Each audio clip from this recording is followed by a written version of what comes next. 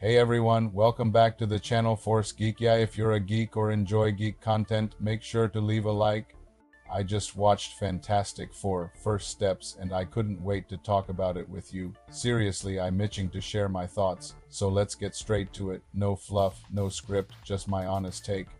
This film's been getting some heat online lately, and I get it. Fantastic Four doesn't exactly have the cleanest track record. So, what's new this time around? Did Marvel finally get it right? Let's find out. General feeling: first off, I really enjoyed it, like genuinely. This is the kind of movie that I think will work for everyone. Longtime comic readers, MCU fans, and even casual moviegoers. And honestly, that's what a superhero film should do. It should hit home with all kinds of viewers. We've had Deadpool and Wolverine Thunderbolts not long ago, and now this? It feels like Marvel is trying to win us back, and they might just be succeeding. Even Kevin Feige recently admitted that phases 4 and 5 weren't the strongest, but Fantastic Four: First Steps? It feels like we're getting back on track. The multiverse decision, setting the movie in a parallel universe, was a smart move. It gave Marvel freedom to tell a fresh story without all the baggage. You don't need to have seen anything before it stands on its own. And thank God they didn't waste time with another tired origin story. We all know how the Fantastic Four got their powers. They skipped the obvious and went straight into what matters. Don't forget to subscribe to catch more geek and nerd content.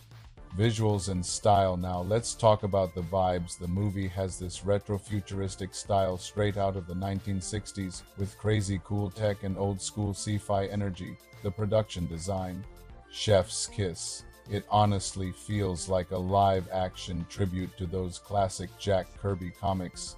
Think the Jetsons meets Avengers. It makes you want to see more of that world, which brings me to the downside. The big complaint, the biggest issue.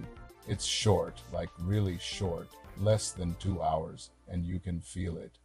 There are entire scenes and subplots that were clearly cut. Some characters barely get time to breathe. Apparently, scenes with Red Ghost and even a more rock-solid version of the Thing were removed. You're left wanting more, not because the movie is bad, but because it's almost great. The team dynamic that said, the cast chemistry, spot on.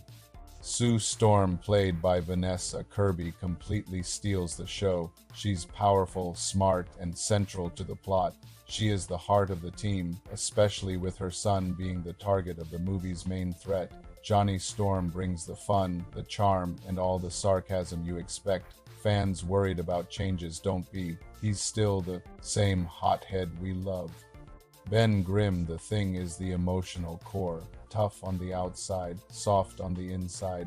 Classic. Reed Richards, played by Pedro Pascal, is probably the weakest link, but mostly because his powers felt underwhelming. Marvel still hasn't nailed the stretchy VFX, and it shows. Galactus and Silver Surfer. Galactus and the Silver Surfer. 2 words, absolutely epic. They're mysterious, powerful, and finally feel like cosmic beings, not some cloud of smoke. They've got screen presence, weight, and impact.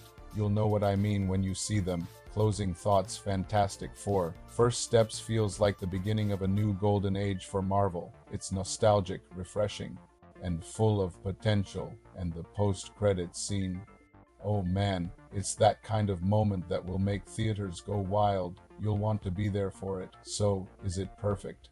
No, but is it worth watching in theaters? Absolutely. Let me know in the comments. On a scale of 0 to 5, how hyped are you for this movie?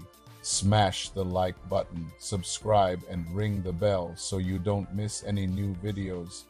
Thanks for being here. You're the best. See you in the next one.